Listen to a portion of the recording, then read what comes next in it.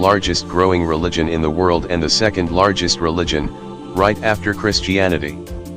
The history of the religion is of hundreds of years, and people from time to time entered and embraced Islam because of the attractiveness in the religion. Let's put some light on this sacred religion and discuss the misconceptions about it. People have their own way of thinking and have their own perceptions. The need of time it to bring a change and show people the true and actual side of Islam. This show will move around the misconceptions about Islam and how we can snub them and how we can change the discernment of individuals against Islam. Every religion has good and bad people, and we should always look towards good to spread happiness and to avoid conflict. Having corresponded to the station in Washington, D.C. for the Muslim Journal, and I'm going to give him my salams. Assalamu alaikum. Okay, and I'm going to let him introduce himself and tell him, give you some background. Okay, my name is Samuel Bilal, and you'll see my name often just Samuel Bilal, but you'll also see it Samuel Ayub Bilal.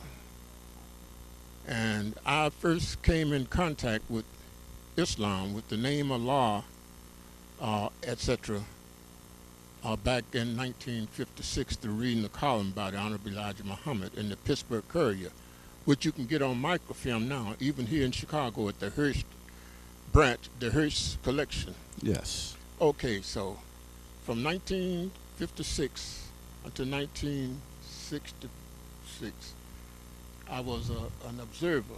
Mm-hmm. I paid very careful attention. I was not in the nation, but I paid very careful attention to the writings in the Pittsburgh Courier of the Honorable Elijah Muhammad. Not only that, but there were people who were making reports about the nation and what they were doing. And one was a piece about how the family life in the nation was so together, an example for the rest of the African American people and by extension Americans. Okay. That moved me to get further interested. And then in 1961, Yes. a fellow named George Holland, Yes. I cite his name because he's an attorney in Oakland. Yes. He was head of the NAACP. I don't know whether he's still head of it or not. You got to Google that up. That's what I got to do. Google that up. Okay. George Holland, and you can reference my name to him, but Okay. reference my old name, Davis. Mm-hmm. George Holland came to me one day. We were students there in San Francisco and activists, and he said to me, let us go, I want you to go to the Audubon Ballroom, to the Fillmore Auditorium to hear Malcolm speak. Oh, magnificent. Magnificent. Now, when we went to hear Malcolm speak, I was sort of sitting like this, my arm fold, resisting what he was going to say. So he can't be that bad. You was a bad man. I'm telling you what I was thinking. Yes. Mm-hmm. Young boy. Yes, yes, brother. So what I'm saying to myself, George, you all brought me out here to hear this guy speak. He can't speak any better than the great Adam Powell. I had heard Adam Powell speak at the Richmond Auditorium across the bay. He had come out there campaigning for John Kennedy in 1960, during the 1960 election. And I had heard several more speakers. But when Malcolm came and started speaking, this happened. My arms became unfolded. And I was sitting slouched, and I sat up both upright. I had never seen anybody like that before in my whole life. I had never seen a black man speak like that in my life either. And I had heard about Paul Robeson and others before. Yes. But the point I'm trying to make is that in Malcolm's voice, I didn't realize it because Malcolm continually said, Honorable Elijah Muhammad teaches us. Yes. But now this is what, it takes some real honest analysis and thinking to make the connection. 2 years before that, I have a tape when Imam Wardi Muhammad, at 25 years of age, had gone to New York from Philadelphia, where he was ministering, and had taught Malcolm and the brothers there how to pray, listen prayer. And when I listen now to Malcolm in 61, in my mind, I hear the Honorable Imam Muhammad. When Malcolm said, the Honorable Elijah Muhammad teaches us, the Honorable Elijah Muhammad teaches us, But he didn't say Imam Muhammad teaches us because Yes. he would have gotten in trouble. Yes. He might not even realize it. But he was under the influence. Now, a lot of people, I'll tell you one thing about us when we get up in age, all of us, we get locked into the ways of our thinking. Yes. And this, now, you can shoot down what I say to you. You can just shoot, tear it up. That doesn't take anything from me if I understand. Yes. The knowledge is not mine, it came from God. It doesn't take anything from me. If you can show I'm in error, I should be glad to get that information that Yes. I've been in error all this time. A wise man changes, but a fool remains the same. That's what Yes. I learned in Islam. Yes.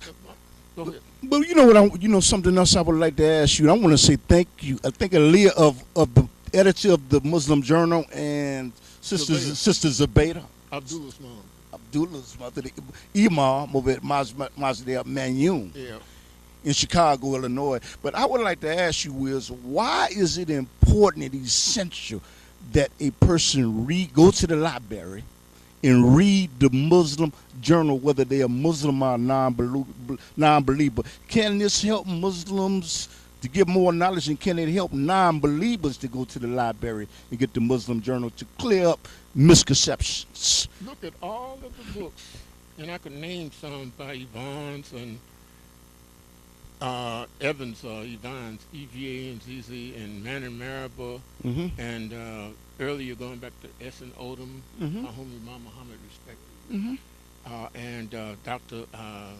What's his name, Sierra Lincoln, who was on the event we put on in 1985 in Washington, D.C. I'm not from Washington, I'm from here.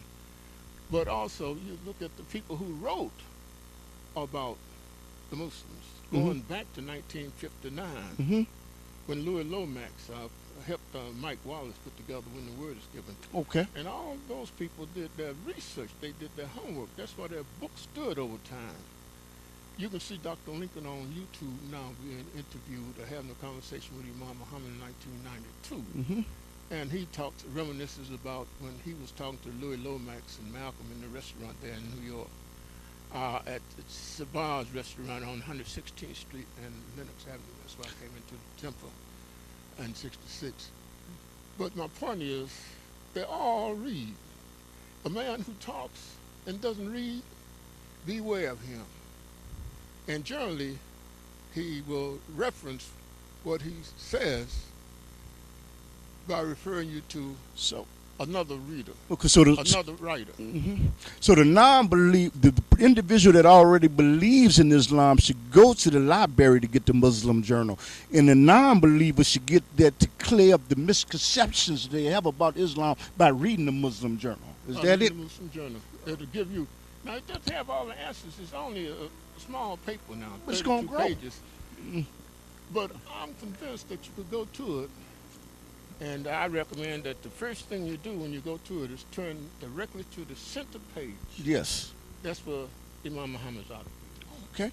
And I know that, it might be painful for some people when I reference him, but I have to reference him because it's like a big rock in the road. And this rock is a rock of really ignorance. And unless you move that rock of ignorance out of the road, then you can never get to what's coming up the road or what's on the road.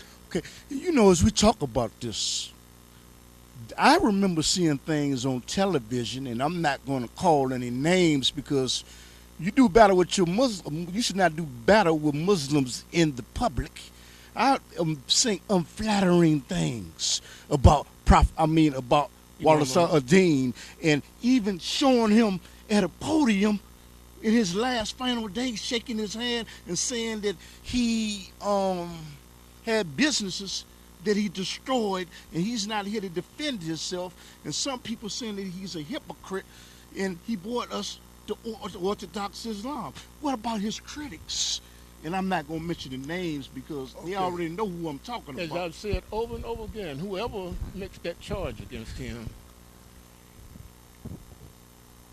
name the spot. Other than in the spot that they control, well, we can have a fair debate. So you challenge them to a debate? Anywhere but under the auspices of the people they control. And here's the reason why. I was there from 1969 on the staff Mm-hmm. until 1975 and since then. And the income that all those businesses spun around came through the sale, the wholesale Yes. of Muhammad Speaks. Yes. And what we got to realize that it was not the retail. The retail were the brothers, including myself, that you saw selling papers. I sold it Okay. myself. Birmingham, Chicago, Detroit, Newark, New Jersey, Patterson, first time I went out. Mm-hmm. Those papers were sold in the wholesale market. But can I ask you something? Excuse me. I'm really talking about the businesses And I'm that they telling you okay. now, and that income through the wholesale of those papers, that's where you get the high circulation figure, Okay. was spread around to support the businesses that were put together to show African Americans what they could do if they would collect their money, Do for self. do for self. And that's still a valid concept, but it's got to be done right. Yes. And it can't be done by exploiting the people, for example, who had to walk up and purchase the price of admission to sit down in the temple. This Okay. is, I'll go through this with you again and again, and I'll try to, I wasn't prepared to get into this today, Okay. but it's crucial, it's critical Mhm. to the thinking, to the sociological Okay. So, thinking of the African Americans and the whole human. so the individuals that have demonized him, they're in error. I understand. And if they wanted to do battle with him, they should have done that in private, not in public. That's the last I'll say on that one. I don't know if you. Well, however you said, this is your show. Okay. Okay. This is But your you show. know. Say what you Oh. want to on your show. Okay. But you know, what I want to like to ask you is that Donald Trump is the president of the United States right now, and he has put travel bans, and he is Islamic phobic right now. Is it warranted? Is it just unjust to classify as people that live in territories like that to put travel bans on? And is that warranted? And you say he's an Islamic phobia. I mean, not in the state. I mean, he's Islamic Is he human? phobic. Is he human? Mm-hmm. We don't know who he loves and not loves and doesn't love. Mm-hmm. He's a fake president, a fake human being. Hmm. And he uses whatever he can use to get some votes from his base. So Yeah. if it means bashing Muslims, he'll bash Muslims. He didn't bash the Saudi when he went to visit him, did he? No, he didn't. He put on. He. You know that game, I saw that game played. I was Mhm. part of the people who played that game for Mhm. years. Make you hate me to distract from what I'm doing to you by getting your resources, your money, your heart, your love, your support. So Trump is irrelevant. The way to defeat Trump, I maintain, is speak the truth to power. Just stand up on the truth. If he came right there today, Yes. don't be afraid he ain't coming right there. He's not gonna come He's get you. coming at. If he came today, I say what I would do. I would just laugh at him and his boys and say, "You can't touch me because I belong to God." But I'll tell you about an experience I had coming back from a little investigative reporting trip to Seattle last week. Sorry about that. Mm-hmm. To Spokane, Washington. I was on the plane, Mm-hmm. Southwest, and that thing started shaking, man. Mm-hmm. And I had been on a plane trip like that once before when I was terrified, and I didn't know how I was going to react. We ain't I gonna was- leave before it's our and last I wanted to time. grab the nearest person sitting to me, Mhm. right? So you can't tell how you're going to react. Now I'll tell you how I did react when I was younger. The day they came into the Auburn ballroom. Oh, yeah, firing now- at Brother Malcolm. Beautiful. My brother. reaction was based upon my training in the Air Mhm. Force. Mhm. Was to take a little girl next to me, push her to the floor, and then get over her. Mm-hmm. And my witness to this now is a fellow named Walton Smith, who's got some reports out on it, and he's quoted in Marabou's book. Yes. This, you know, what the other part of the news that you covered, I'm going to ask you two questions about terrorism. Why is it that every time a Muslim does something, they classify this is what a Muslim did wrong, or he was destructive? But when a Christian does something, they do not come out and say this was a Christian that did this on the news. I don't And the have other answer. question regarding why they demonizing Islam on television, saying beware of the bearded ones, and in the Simpson cartoons making Islam look mad and showing them as terrorists. There's two questions I ask you. Well, I'll answer that by telling you what I said earlier about Mhm. when I first started getting conscious of the struggle for African American freedom. Robert Williams, you can Google him, Robert F. Williams, Okay. came to San Francisco in 1961 or 62, shortly after we had heard Malcolm. And one of us in a little small meeting, 8 or 10 or 20 of us, asked, what do you think about Brother Malcolm? Mm-hmm. And what he said was this: remember, they lied on Jesus. He was saying they lie on Muslims. They lied on Malcolm, and, you know, I don't want to get into the No. theology of it. Oh, yes, sir. But if you read Quran, as you and I can discuss it, I'm not an imam, don't pose as an imam. Mm-hmm. You will see that the one who created us says in the Quran, it's a grievous thing for them to say, I made a son. Yeah. That's a lie against me. That's God. So people, you will be lied on, but I'll stress again and again, the Muslims want to see themselves in the sight of Allah Yes. as doing good work and believing, because that's what God says He wants us to do. Believe in Him and work righteousness. And that's how you handle Trumpism. Mm-hmm. Trump is a fad, maybe not. But there's one thing for sure. If you believe in the Quran, we belong to Allah. Yes. And nothing can touch you, and especially for this youngster here. It's a you little met. close. Mm-hmm. You do not want to ever be afraid of the tongue of somebody who lies on you. What you want to make sure is, when they say you're a bad guy, you want to make sure that they're lying on you. You don't want them to be speaking the truth on you, calling you a bad guy. You know, this is probably the last question on terrorism, but before I get to terrorism, you know, the Pope, this is old news, made a statement in the past that Islam was an evil religion, but he retracted it. Yeah. What did you think about that Well, from your perspective? once again, He's in Rome, the Pope. with my own opinion, now this is not Muslim Journal's understand. opinion, is this. Anytime somebody speaks about you, call you a bad name, if you are doing good work, building community, building good relationship in your home, with your wife, your family, with your brothers and sisters, your neighbors. If you are building and building and building, that's good work, and you're doing it for the blessing and the pleasure of Allah. You answer them when they lie on you, but you don't stop stepping. Just keep doing good work. So that's what I think. Now, I could, shout like I used to do, Alhamdulillah. and they say, you're a devil, you're wrong, and we're good people and so forth. And now you just, be cool. Okay. Just be cool. Okay. You know what? Another issue that is going on. You have the Islamic world. Some of these nations are in shambles. What can you speak to the Palestinians that are going through HELL right now by the Zionists in Libya? Is in dismay because the CIA went in there, caused disruption, and they had Gaddafi toppled. Can you speak on that? I am a reporter now. Okay. And also, this program, Okay. in 1984, 85, I had the occasion to be in Cairo, Egypt. Okay. And I was living with the son of my host. His son was a doctor there with Red Crescent. Yes.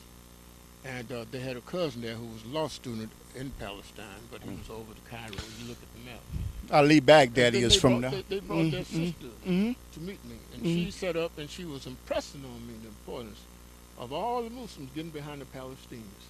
I couldn't argue with that. But my question then and now is, shouldn't all the Muslims get behind the oppressed African Americans? Absolutely. That's So that's the answer to your question. Okay.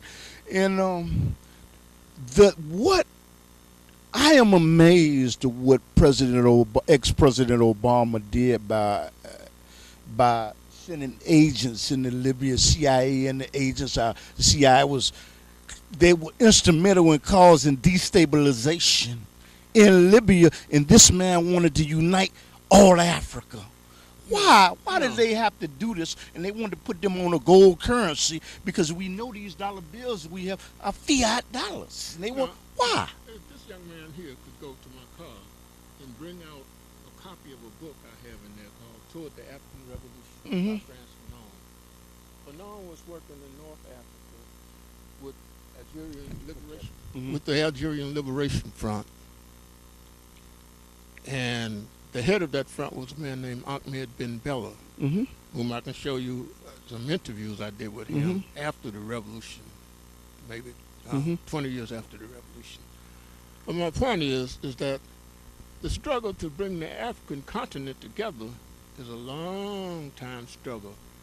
And despite the Islamic phobia of some of our African American brothers, including the ones who their Islamic phobia caused them to attack Imam Muhammad, I would say. Yes.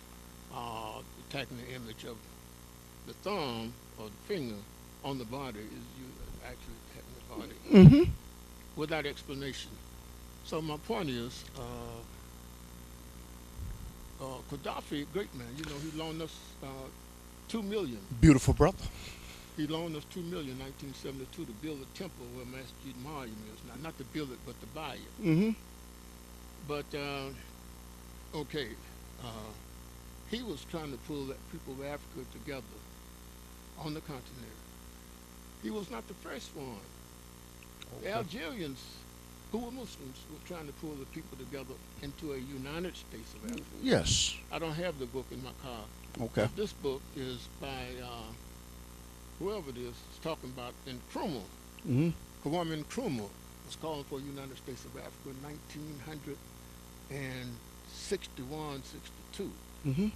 All of them were killed